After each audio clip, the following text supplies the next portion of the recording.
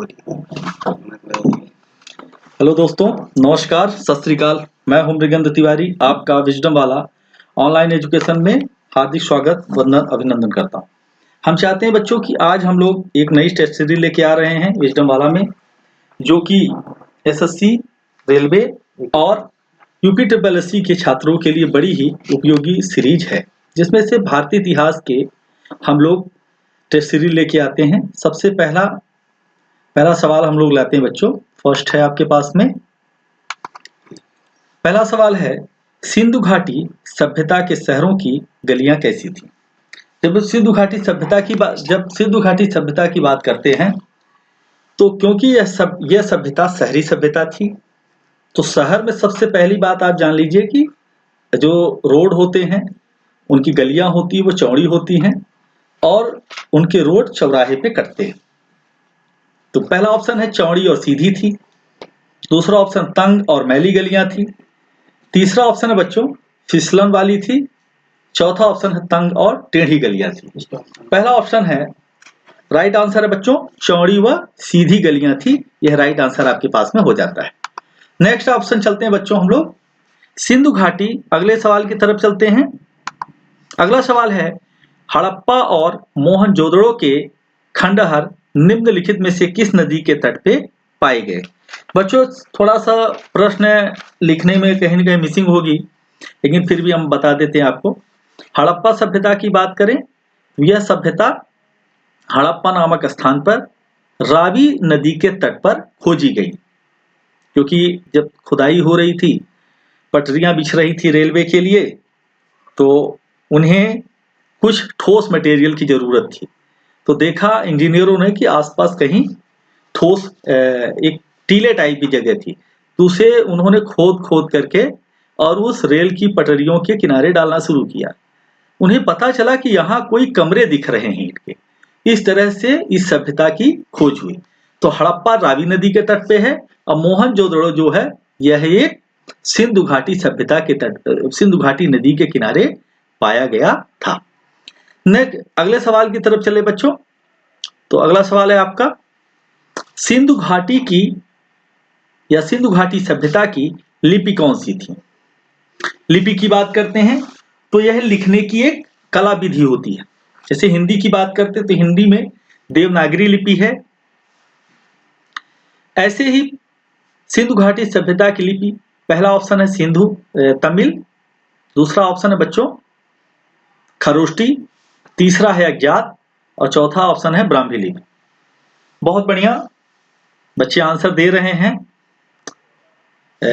आपने देखा है अज्ञात की बात करते हैं तो उनकी जो लिपि थी वह अज्ञात थी।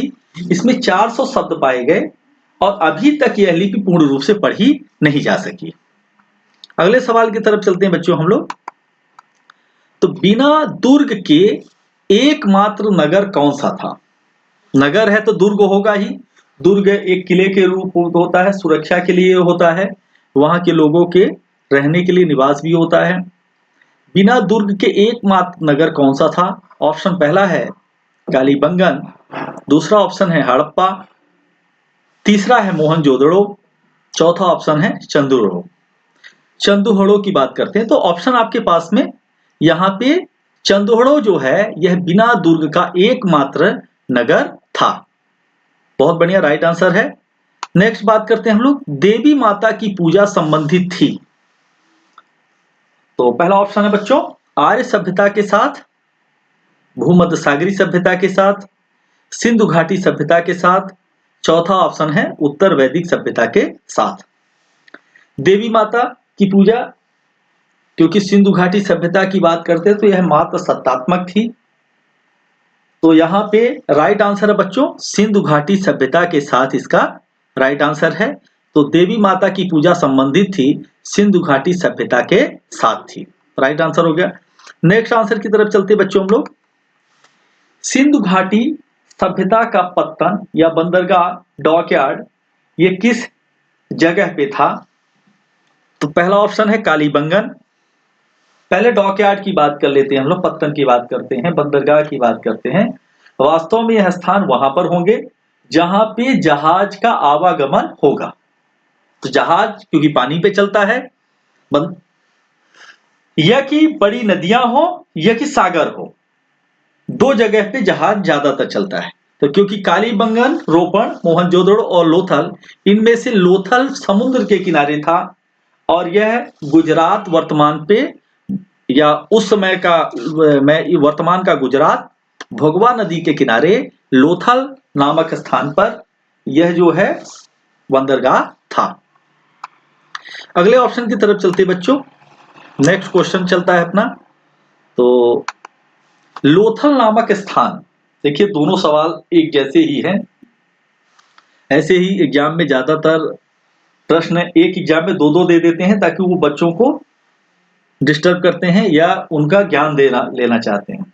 लोथल नामक स्थान पर निम्नोत्तर या निम्न सभ्यताओं में से किसका जहाजी मालघाट या मैं कहूं बंदरगाह था? तो पहला देख लीजिए बच्चों, सिंधु घाटी सभ्यता, मेसोपोटामिया सभ्यता, तीसरा ऑप्शन है मिस्र की सभ्यता, चौथा ऑप्शन है फारसी।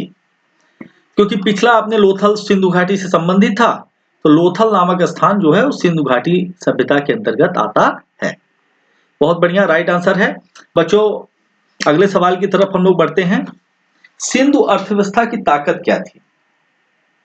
देखिए, यदि हम अर्थव्यवस्था की बात करते हैं, किसी भी सभ्यता या किसी भी राज्य, किसी भी मैं कहूं समाज, उसकी सबसे बड़ी ताकत उसकी अर्थव्यवस्था होती है। यदि अर्थ नहीं तो कोई भी काम नहीं।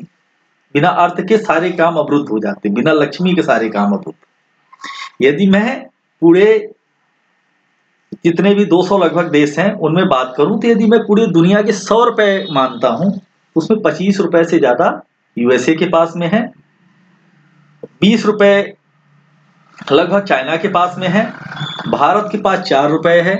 यदि 100 रुपए की बात करूं, कहने का मतलब है कि यूएसए दुनिया का 1/4 से ज्यादा पावर रखता है पूरी दुनिया में। तो ये जान लीजिए सिंधु घाटी की अर्थव्यवस्था की बात करें, क्योंकि सिंधु घाटी शहरी अर्थव्यवस्था थी।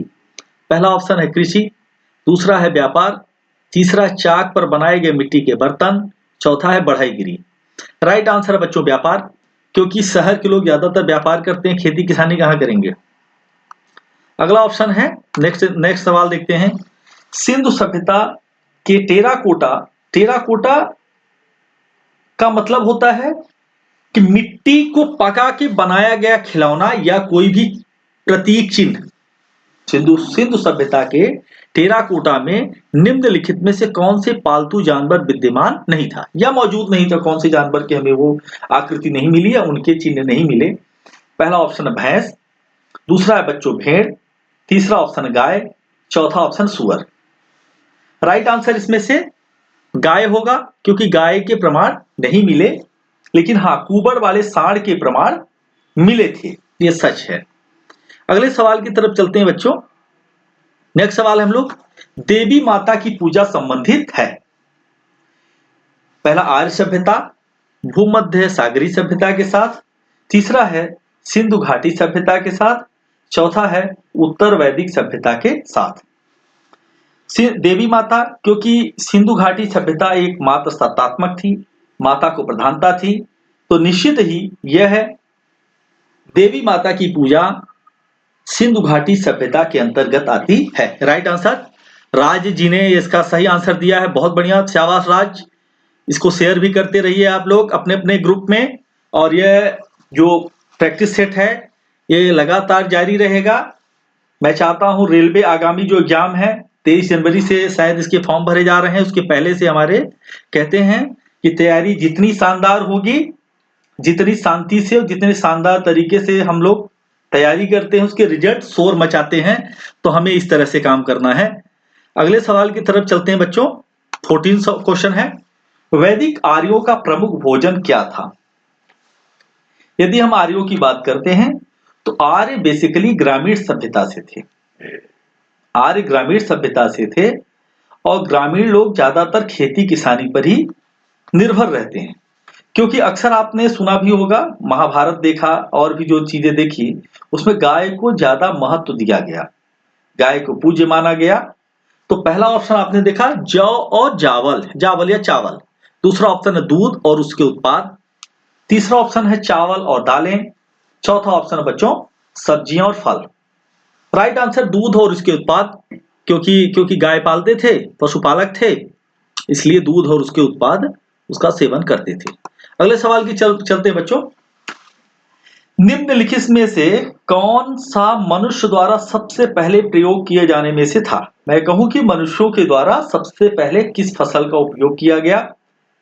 तो आप जब भी अपने घरों में कभी आपने देखा हो कहीं यज्ञ और हवन की बात होती है तो पंडित जी सबसे पहले जौ मंगाते हैं, क्योंकि उसे पवित्र शुद्ध माना जाता है, क्योंकि पहले जौ ही होता था, इसीलिए जौ मंगाए। तो यहां ऑप्शन आपने देखा है, कुछ चीजें हम देख करके भी आंसर राइट कर सकते हैं। जौ या यव, जय या ओट, जिसे ओट सब आजकल लोग हाई फाई लोग खाने लगे ओट्स, राई, और चौथा ऑप्शन गेहूं। तो आपने देखा है पहला ऑप्शन बच्चों जौ और यव, यह है। मुकेश जी ने इसका राइट आंसर दिया है, थैंक यू मुकेश जी, और ऐसे ही पढ़ते रहिए।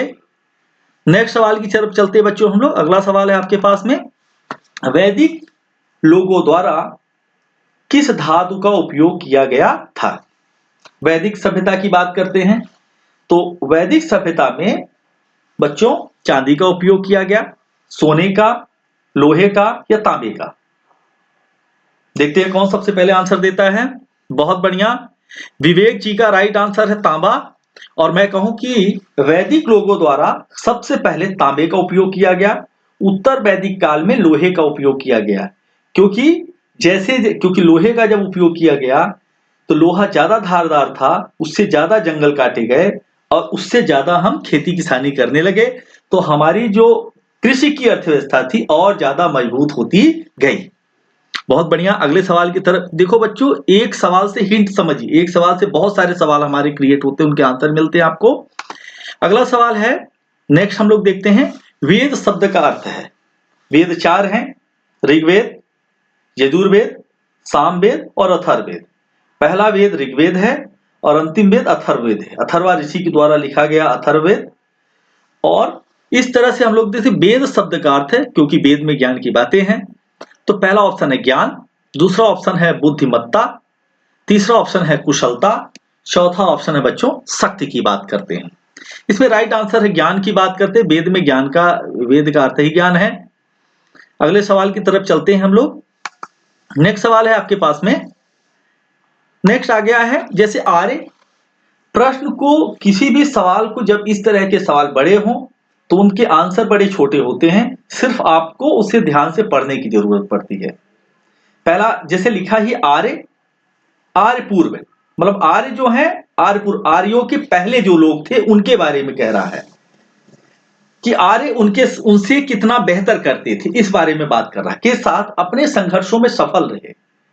क्योंकि पहला, उन्होंने बड़े पैमाने पर हाथियों का प्रयोग किया, दूसरा ऑप्शन है वे अधिक लंबे और अधिक बलवान थे, तीसरा ऑप्शन वे एक उन्नत शहरी संस्कृति से थे, चौथा ऑप्शन बच्चों उन्होंने घोड़े द्वारा चलाए जा रहे रथों का प्रयोग किया। आर्यों में आपने अक्सर महाभारत देखा होगा, जब युद्ध होता था तो जो महारथी सभी थे, रथी महारथी घोड़े पर ही सवार होते थे। अर्जुन का अपना अलग रथ था जिसे वरुण देव ने दिया था, अग्निदेव ने दिया था उसे, अर्जुन को वो रथ। तो आर्यों का घोड़े द्वारा चलाए जा रहे रथों का प्रयोग हुआ। और बात करते हैं, क्योंकि आर्यों का यह मनोरंजन का साधन भी घुड़दौड़ था। तो इस तरह से आप एक और आंसर आपको मिल गया कि आर्यों का मनोरंजन का साधन क्या था, तो आप जान सकते हैं घुड़दौड़, यह उनका राइट आंसर होता। तो मैं कहूं कि उन्होंने घोड़ों द्वारा चलाए जा रहे रथों का प्रयोग किया, इसलिए क्योंकि तेज था और उन्होंने आर्यपुर अपने से पिछले लोगों को उन्होंने आसानी से हरा दिया। अगले सवाल की तरफ चलते बच्चों। यह सवाल है, आर्य सभ्यता में मनुष्य के जीवन की आयु के आरोही क्रमानुसार, कहने का मतलब मैं साफ सुथरे शब्दों में बता दूं कि किसी भी व्यक्ति की उम्र 100 वर्ष है, 100 वर्ष में जन्म से लेके अंतिम समय तक वह क्या क्या कार्य करता, कितने कितने समय में। तो हमारे मैं कहूं कि जो नीति शास्त्र हैं उसमें किसी भी व्यक्ति के, इंसान के 4 तरह के उसके जीवन का उन्होंने वर्णन किया है। जन्म से लेकर 25 वर्ष तक ब्रह्मचर्य धारण करता है, शिक्षा अध्ययन करता है, अपने जो भी मैं कहूं कि अच्छे धनुर्विद्या सारी चीजें सीखता है वो। कुशलता प्राप्त करता है। फिर इसके बाद विवाह करता है, गृहस्थ की तरफ आता है। गृहस्थ का जब काम पूरा होता है तो वानप्रस्थ की तरफ जाता है। वानप्रस्थ का मतलब है संसार और भी चीजें करता है, और अंतिम में सन्यास की तरफ जाता है। जब सन्यास जाता तो उस समय पर वो दुनिया से अलग हो जाता है। तो इस तरह से आपने देखा कि पहला ही आंसर आपके पास में है, ब्रह्मचर्य, गृहस्थ, वानप्रस्थ और सन्यास राइट आंसर है आपके पास में। Thank you. अगले सवाल की तरफ चलते हैं हम लोग। नेक्स्ट सवाल है आपके पास में अगला सा, आर्यों को एक जाति कहने वाला यूरोपियन कौन सा था? बच्चों शेयर भी करते रहिए आप लोग, इसको लाइक करते रहिए, शेयर करते रहिए। आप लोगों का एक लाइक और एक शेयर हमारे मनोबल को बढ़ाता है, तो प्लीज आप लोग शेयर करते रहिए। आर्यों को एक जाति कहने वाला पहला यूरोपियन कौन सा था? तो सर विलियम जोन्स। दूसरा ऑप्शन है एच विल्सन। विल्सन एक रोग भी होता है तांबे की कमी के बाद, लेकिन फिर भी हम लोग आगे चलते हैं, एच विल्सन। तीसरा ऑप्शन मैक्स मूलर। चौथा ऑप्शन है जनरल कनिंघम। बच्चों राइट आंसर है मैक्स मूलर। मैक्स मूलर ने आर्यों को एक विशेष तरह की जाति कह के उन्होंने संबोधित किया था, तो राइट आंसर थर्ड है, मैक्स मूलर है बच्चों। नेक्स्ट सवाल की तरफ चलते हैं हम लोग। अगला सवाल है आपके पास में, आर्यन जनजाति या आर्यों की प्राचीनतम बस्ती कहां थी? सबसे पहले आर्य कहां पे पाए गए, उनके कहां पे प्रमाण है? तो ऑप्शन है उत्तर प्रदेश। दूसरा ऑप्शन है बच्चों बंगाल। तीसरा ऑप्शन है सप्त सिंधु, और चौथा ऑप्शन है दिल्ली। जब आपने आर्यों के बारे में पढ़ा तो उन्हें 10 राज का युद्ध भी पढ़ा होगा, 10 राजाओं का युद्ध, जिसमें से एक तरफ आर्य थे और एक तरफ अनार्य थे। दोनों के बीच में युद्ध हुआ, युद्ध में आर्य जीत गए। तो इस तरह से वहां पे 7 नदी थी, सप्त सिंधु प्रदेश था, इसलिए हम लोग राइट आंसर है आपके पास, आर्य जनजाति की प्राचीनतम बस्ती सप्त सिंधु प्रदेश में पाई गई, जो वर्तमान में पंजाब और ये मैं कहूं पंजाब के आसपास का चारों तरफ का जो भाग है वह आर्यन के लिए था। अगले सवाल की तरफ चलते हैं। नेक्स्ट है निम्नलिखित में कैल्कोलिथिक। बच्चों कैल्कोलिथिक की बात करता हूं तो यह एक लौह युग का था। देखिए पूरा पाषाण युग, नव पाषाण युग, ताम्र पाषाण युग और चौथा ऑप्शन है बच्चों लौह युग। तो राइट आंसर है लौह युग। लेकिन यहीं पे यदि चाल्कोलिथिक लिखा हो तो चाल्कोलिथिक की बात करते तो तांबे के बारे में बात करता है। तांबा का युग जो है जिसमें हम तांबे का उपयोग करते थे उसे हम चाल्कोलिथिक कहते थे। अगले ऑप्शन की तरफ चलते हैं बच्चों। नेक्स्ट ऑप्शन है आपके पास में, हड़प्पा में मिट्टी के बर्तनों पर सामान्यतः किस रंग से कलर किया गया? तो लाल, नीला, हरा, पांडु।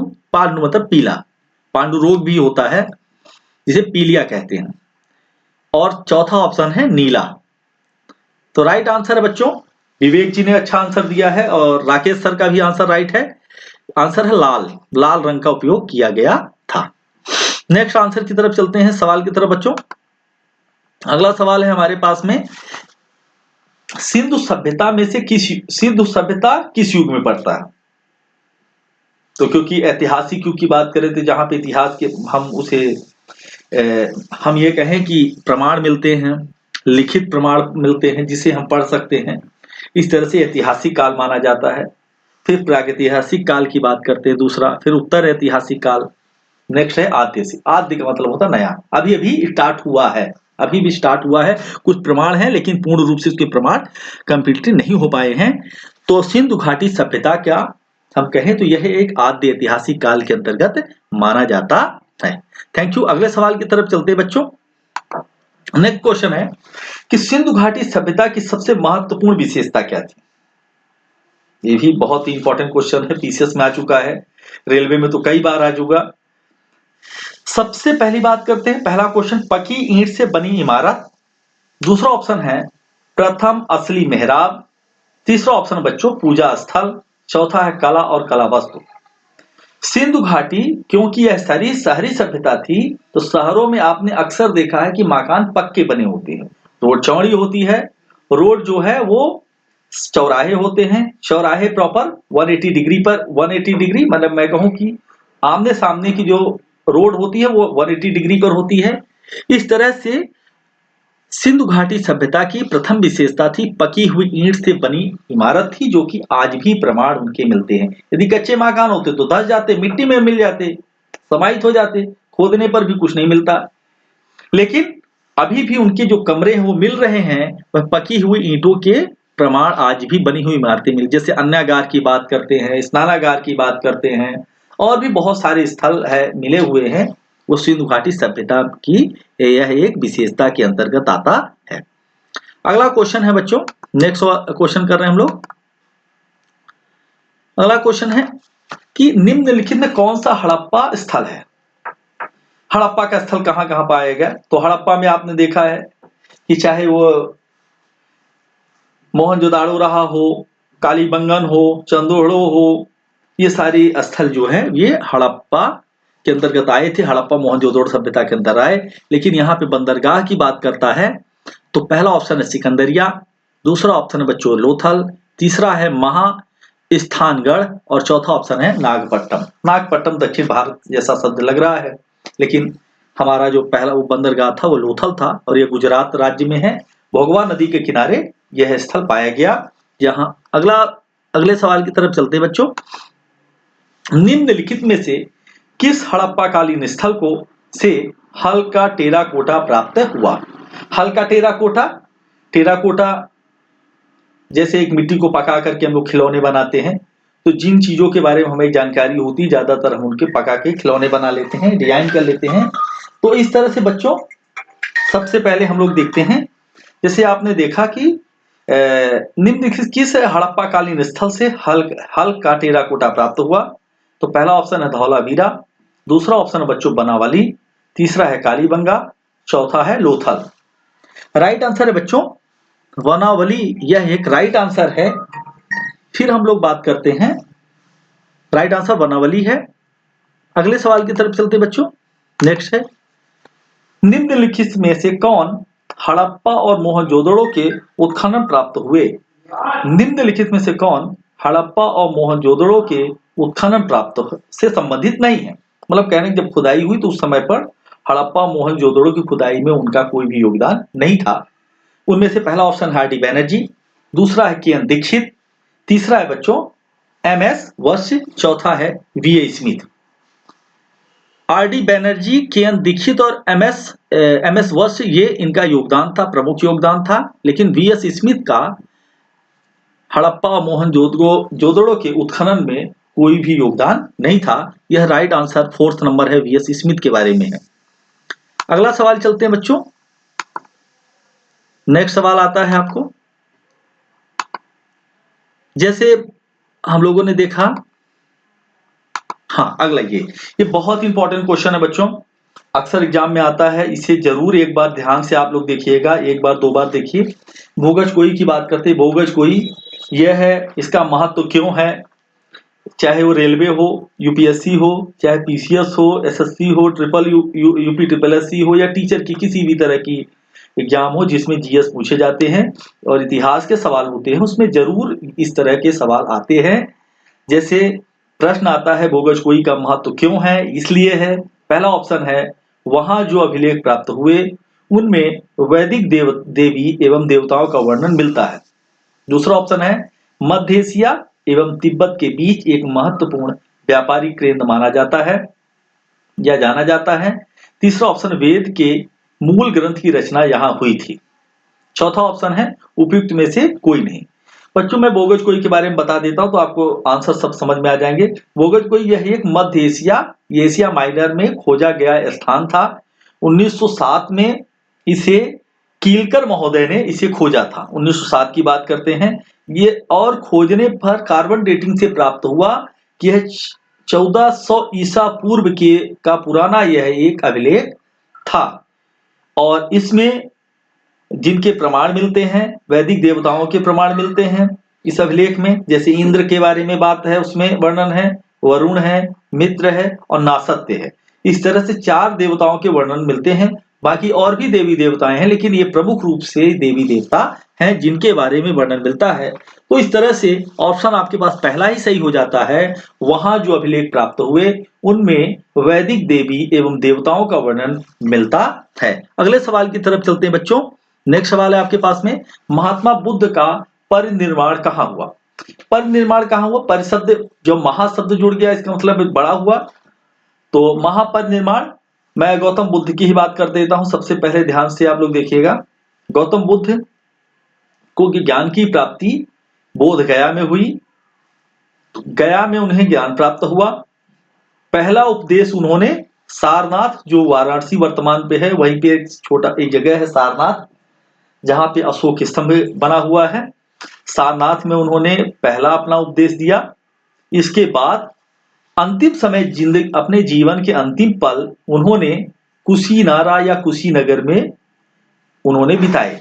भोजन करने के बाद रात्रि में उनके पेट में अत्यधिक दर्द हुआ और जिस पीड़ा की वजह से उन्हें महापरिनिर्वाण या मृत्यु हुई, पर महापरिनिर्वाण प्राप्त हुआ। तो कहते हैं कि महात्मा बुद्ध का महापरिनिर्वाण कुशीनगर में हुआ, वर्तमान का कुशीनगर। धन्यवाद दोस्तों, नमस्कार। ये मैं चाहता हूं आप लोग विजडम वाला ऑनलाइन एजुकेशन चैनल को सब्सक्राइब करिए, शेयर करिए और अपने दोस्तों में शेयर करिए, इसको ऑल ग्रुप में शेयर कर दीजिए। हम लोग नया टेस्ट सीरीज ला रहे हैं लगातार आप लोगों के लिए, यह बड़ा ही लाभदायक और मैं कहूँ बहुत उपयोगी है टेस्ट सीरीज रहेगा, जो एसएससी के एग्जाम के लिए है, रेलवे के एग्जाम के लिए है, ग्रुप डी का एग्जाम आ रहा है, यूपी SSC का एग्जाम आ रहा है, और भी बहुत सारे हम लोग जितने भी स्टैटिक जीके की चाहे हो चाहे साइंस हो सभी लेके आएंगे। तो प्लीज आप लोग इसको शेयर करिएगा। Thank you, thank you, thank you, thank you. धन्यवाद।